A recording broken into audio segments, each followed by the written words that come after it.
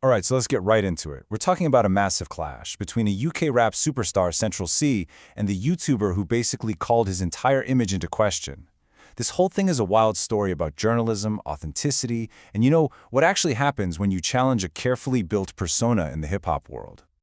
So the whole thing exploded at Complexcon. You've got the YouTuber Traplore Ross trying to say what's up to Central C in the middle of a live interview, and then boom.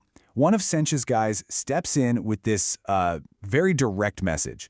You could feel the tension just spike right then and there. It was so thick you could cut it with a knife. Okay, so this moment was really just a tip of the iceberg, the boiling point of a beef that had been simmering for a whole year. So here's how it went down. Traplore Ross walks up, tries to squash the beef. Sench, he shakes his hand, but he's kinda cold.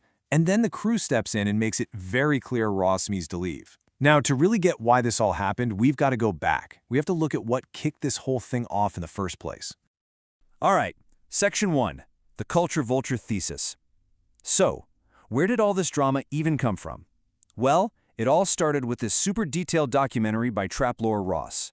And in it, he pretty much accuses Central C of being, for lack of a better term, an industry plant who just threw on a gangster costume to get famous.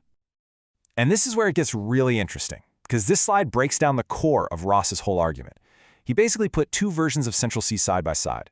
On one hand, you have the early Sench, making, songs for girls, music that his team later tried to scrub from the internet.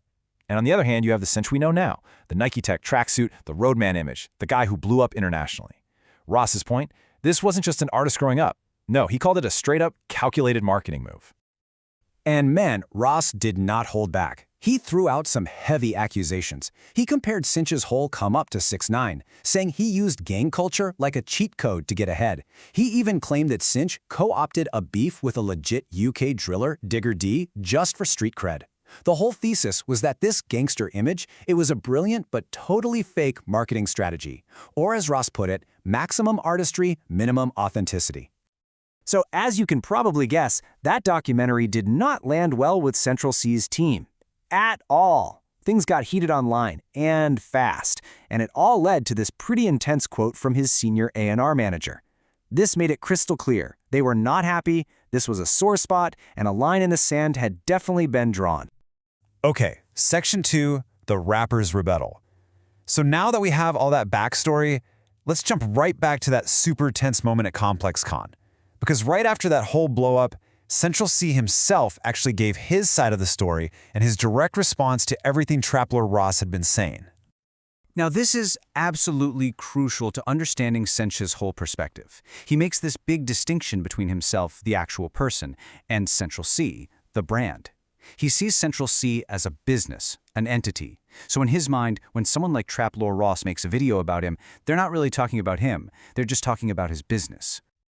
Yeah, he literally told DJ Akademiks this right after the incident. He said because he sees Central C as this separate entity, he can watch a whole documentary tearing him apart and not get emotional about it. He just looks at it from a business point of view. Like, okay, this is just part of the game. No ego involved. But then he drops this, and this is the part that got everyone talking. He's basically saying, look, I can separate the business from the personal, but the people around me, my crew, they're real people. And they might not see it that way. It's this subtle but pretty clear warning. He's not saying he's going to do anything, but he can't save Ross from how his people might react. And you know what? This wasn't just some hypothetical threat. Turns out it's happened before. There was a streamer named Cremo who had been trolling Sench online, making parody videos. Well, he claims that he ended up getting cornered at a party by Sench's team and threatened with a knife. So yeah, this shows there can be very, very real consequences to all this online back and forth.